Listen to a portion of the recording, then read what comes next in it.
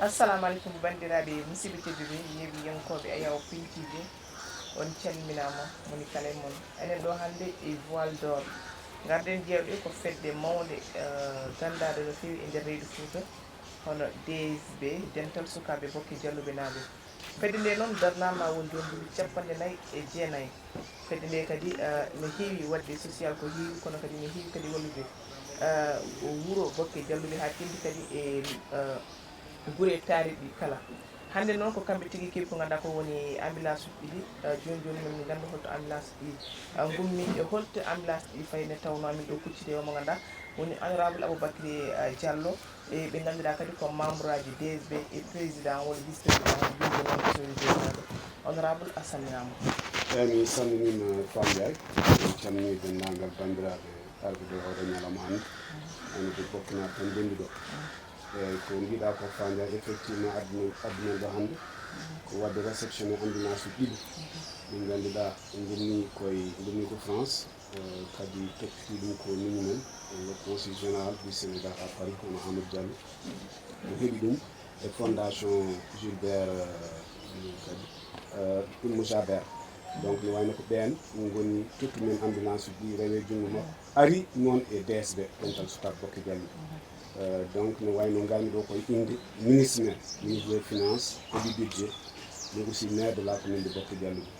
kanko fonno arde hannde o waɗa o totta caabi ɗi hannde vice président mo DSB Allah waɗi o dañani joto o wiyami armi lomtanomo ɗum ɗon ko yettere Allah no fewi o weltima e garangal ɗiɗo ambulance uji ɗiɗi o wertima e ko minimen gonɗo France o waɗi ko kadi o wertima no ganda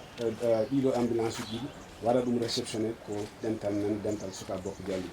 wayno ambulance uji ɗiɗi noon hen goto fayi ko wuuro men wuuro bokke jalluɓe e goɗɗo o fayi ko wuuro men kawel jalluɓe donc no wayno ko yettere Allah no fewi e wiide tan wadde en gari ɗo dendagal bandiraɓe nan ɗo daari eɗen ƴefta caabi kede caabi ɗiɗɗi eɗen totta ɗum hono Alsane Lelle woni vice président mo DSB e yamirore président Salif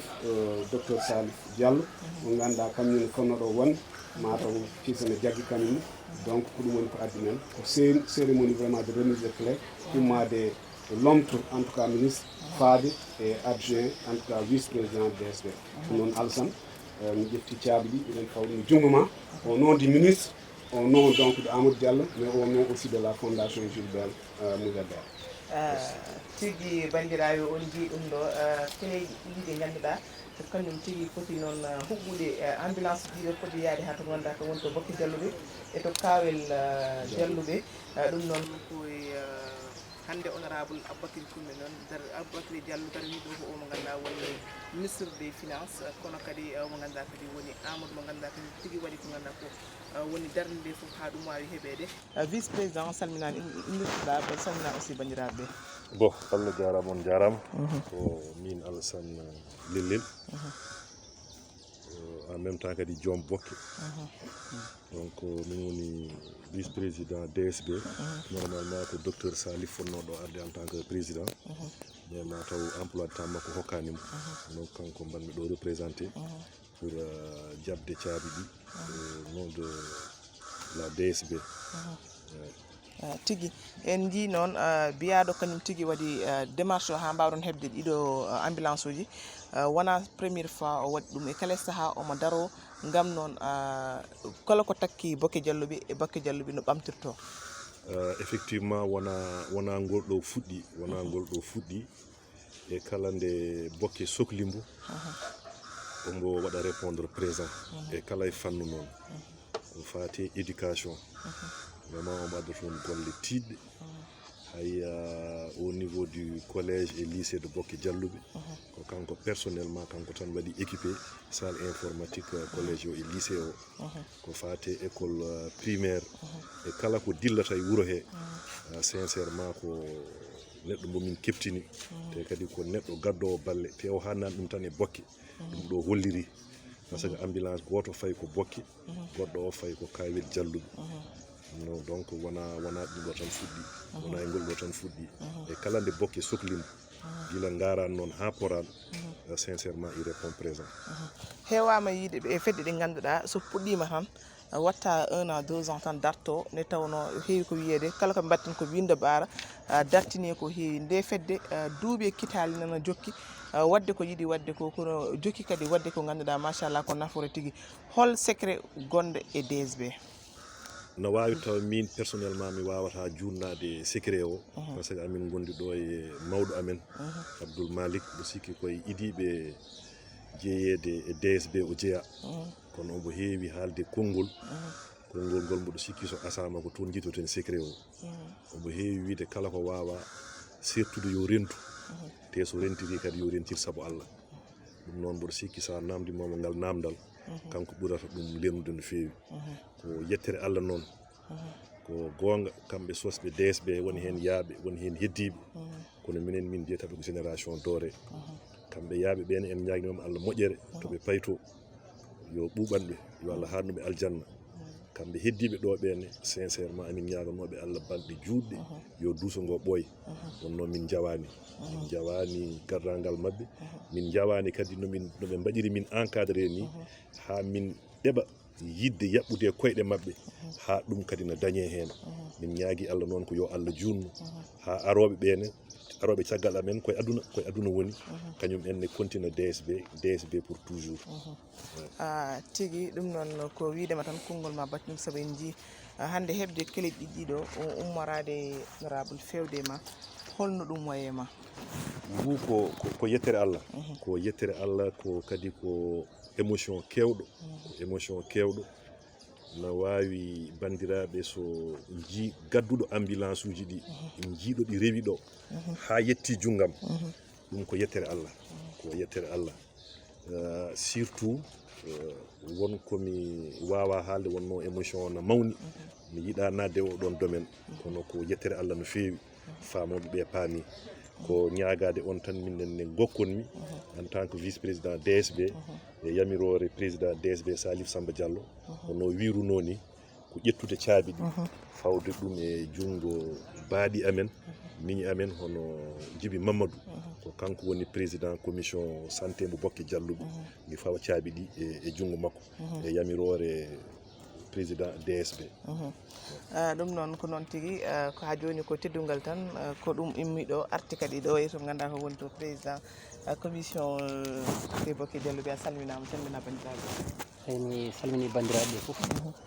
mbi ni Djibi Mamadou Diallo président comité santé mo Bokke Dialluɓe hande en dañi wellam mo no feewi e arde darade ɗo e nder Val d'Or no mbimi ni ndikku mo jeydi darade ɗo kadi wiɗo l'honorable député Aboubacry Diallo e le vice président kawi meɗen Alassane Daouda Diallo e dendagal arɓe ɗo jinnaɗo men Abdoulaye Abou e kaw men Abou Bou hande men ko weltare no feewi e surtout ɗo ambulance uji gummiɗo to Paris to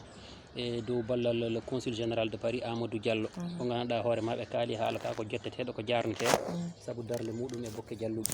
e min nodda tan bandiraɓe Bokke Dialluɓe ɓesgu Bokke Dialluɓe fof to neɗɗo woni e no woniri nde toppitto wadde ko hono ko Amadou Diallo waɗata ko saabu kala ɗo neɗɗo woni yo wat tan kañum ne ballal muɗum donc ala to yawa ala no yawra au niveau de Bokke Dialluɓe kadi alhamdulillah rabbil alamina DSB golle mumen ko golle payodinde chaque année eɓe mbaɗa des actions ɗi ganduɗa hoore ma koye développement Bokke yahata développement kadi e Dialluɓe foof hande ɗum ɗo settini saabu DSB ɓe kolliri hande yaltitini Bokke Dialluɓe saabu mbiyeɗa ko ɗiɗo ambulance uji ɗiɗi gaari koye inde DSB kono hen goto fayi ko kawil Dialluɓe donc ɗum ko yettude Allah no feewi so Allahu lamɗo jaaɓi au niveau du poste de santé du comité de santé so Allah jaaɓi ambulance uji ɗiɗo mbaɗi amen wellam mo no feewi par ce que maɗi gustu caɗele amen kewɗe c'est à dire que nokkuji ɗi eɗen gandi jeeri men ndi ne mawni te kadi rafi kam ala ɗo wonata kono eɗen gandi nokkuji men ni no mbawi famɗude cafrirɗi ni so tawi wiyama dañama ambulance ina wawi évacuation ngaji ɗi newo kadi ambulance uji kadi yoɓe mbaɗ précisé ko ambulance uji médicalisé so tawi jomum ƴettama haade mum yetta to safriri to ina wawi fuɗɗanede les premiers soins ɗum kadi ko yettude Allah no feewi haade mum yetta ɗo fayi ɗo no wawi Allah hokka ɗum aafiya yettoyoɗo fayi ɗo ɓen jokkita kañande ko ponno hen wadde ko donc ni kam ko ni tan woni ko nawrata leñol yeeso ko ni kadi woni ko nawrata dental yeeso dental DSB eɗen ñaagi ñaagui dente keddiɗe foof nde mbayatano dental DSB ballodira saabu konngol men ko gotol ko avancement bokke ɗum woni dental sukaɓe bokke donc so allahu lamɗo jaaɓi kala ko foti hen waɗede ma waɗe ha yimɓe jiito hen koye men so Allah jaaɓi te kadi haɗano ɗo eɗen gandi saabu kala pinɗo ko bokke woni e ɓerde mum ko bokke woni e hakkille mum bokke woni e ƴiƴe meeje ɗe donc vraiment en beltima no fewi eɗen mbiya kadi yo juttu yo Allah ɓeydu barke ɗe e bawal ngal eliñol ngol foof allahumma salli ala sayyidina sallim Allah jarama tono papa artuno ɓallo men sen min mbawa namdade mo secret DSB kono kadi en gandi hande so tawi ambulance uji tottirama fayi suudu safrirde koko sohla no fewi nde tawno suudu safrirde kewɗi dani ɗe noon caɗele heewi ko fuutankoɓe woytoto so tawi neɗɗo sellani ne waɗa évacué koye saretaji jolnete haɗa yetta to fayi ɗum ɗo waji ɗi ne keewi caɗele ɗe ne keewi e laaɓi ɗi e foof ɗum noon so tawi ambulance heɓama surtout noon ambulance médicalisé ɗum kon c'est très important ko namdadema tan pa holko woni secret DSB ha to bokke jalluɓe saabu noon pelle kewɗe nan toon ene woni toon kono noon ko dari ɗi ganduɗa e kala saaha ne waɗa kadi balle tidde jarama on calminama on juurama on jettama yo moƴƴere Allah yetto on neɗɗo noon wona no wi ni way kono waɗi ni way secret DSB haade yam haalde ko mbiɗa yetta ɓeɗo sukaɓe wonɓe ɗo e mawɓe wonɓe ɗo ɓe mbiɗa ñagano Allah wonnoɓe ɗo DSB hanki ummiɓe ɗo ɓe yo Allah yurmoɓe yafoɓe yo Allah harnoɓe aljanna secret DSB ko gondigu e gondigu saabu Allah ɓe mbawa sertuno yo gondu gondira saabu Allah neɗɗo wona no wi ni way kono waɗi ni way DSB guila fuɗɗi koye gonga guila ɗo yimɓe jarata koyɗe ina mbaɗoya réunion rue 3 angle 6 ha HLM ha Grand Yoff ha Wokam ha Dakar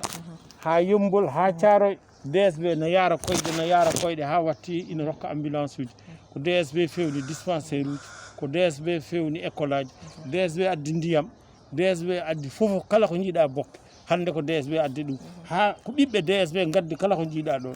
ala ko laamu waɗani bokke so wona ko DSB waɗani bokke gila dispensaire hay vétérinaire so ɗum ɓenni hande min mbiɗa welti par ce que somi ƴeewi ɓeɗo tottodiroɓe hanke oɗo abou o honorable député meeɗi wonde président DSB nde wonat nde ko min kaldo e mun o lomtotono tawi mbiɗa jeeya mbiɗon nde mawnamen horsinɓemi mbiɗa wino yo waɗe président ɓen jaɓi woodi wiɓemi woni mumen ngala ɗo hande yo Allah yurmo yafoɗo en mbi kam ko suka o woni hen hayde lebbi jeegom ɓe noddi mbi yomi yafoɓe deke omo mbinomi yo won président deke no hande wonde président mbiɗa wondi ɗo noon mawɓe hankkadi ancien wiyete ko génération doore Abdoulaye Abou nanɗo ina gandi won neɗɗo wurtoni min daari damal hen ne wiye Ndama meeɗi kañum noon secrétaire général ko DSB koko waɗi gueɗe tiɗɗe moƴƴe e wuuro he ko ina wonde noon ene nandiri ina famodiri kañum dendi konngol kadi jawodirani ala suka ala mawɗo so réunion yonti réunion jogo principe uji sa lebbi so ndewa des trucs de principe là sa rewani DSB yanata makko sa mettini ko mettinɗa ko fof so ɓenni gasi donc DSB hande miɗen belti pulaar wi so doole donki yo doole keɓa DSB hande mawɓe ɓe jeehi sukaɓe gari ha ina jeeya taniraɓe jiina liggo no mbaɗa ko wayni eɗen jetta baɗɗo ɗum o yo Allah rokkumo balɗe juɗɗe battane moƴƴe rokkumo bawal mawgal amin jetta maire o amin jetta wuuro ngo amin jetta sukaɓe wuuro ngo gila e président o ha kamɓe fof joguiɗo santé o kamɓe fof amin jettaɓe yo moƴƴere Allah yetto kamɓe mawɓe DSB wonɓe ɗo ɓe kalif mabɓe Allah koye mabɓe yoɓe tinno e koye mabɓe yoɓe tinno e koye mabɓe yoɓe tinno e koye mabɓe neɗɗo yo waw muñde sa muñi noon ko nden mo muñani tuuti dañata ƴulɓe assalamu aleykum rahmatullahi on calminama Grand Ndama yettima joni koye jeeya koye génération doore DSB on jarama noon tigui no mbimi ni tan secret o nanɗo ne tawno ko mawɓe kala saaha tan duusoto sukaɓeɓe hokkotaɓe kadi cuusal no fewi ne tawno so tawi wiyama génération ɗore DSB ko kamɓe tigui kadi dofti dental bokke ɓurɗo andirede WhatsApp 2000 kamɓene haɓe mbawi wadde ko ganduɗa ko woni balle tiɗɗi ɓe kolɗu ɓe keeɓi yaltinde ko ganduɗa ko woni 2 millions hokku ɗum wonɓe Fouta gam ɓe mbawa wadde ko ganduɗa ko woni golle mabɓe tiiɗe ko ganduɗa ko woni ndema ko wawi wonde foof hande aɓe daari hen darde tiiɗe ɗum noon wiide tan bandiraɓeɓe ko ɗum wonno kamin gaddanomen hande wondude DSB ha saaha goɗɗo kala ko adda ɗo ko hestima Piindi TV rewni wonno tawno ɗum ɗo won tigui darde men on jarama ha saaha goɗɗo merci on jarama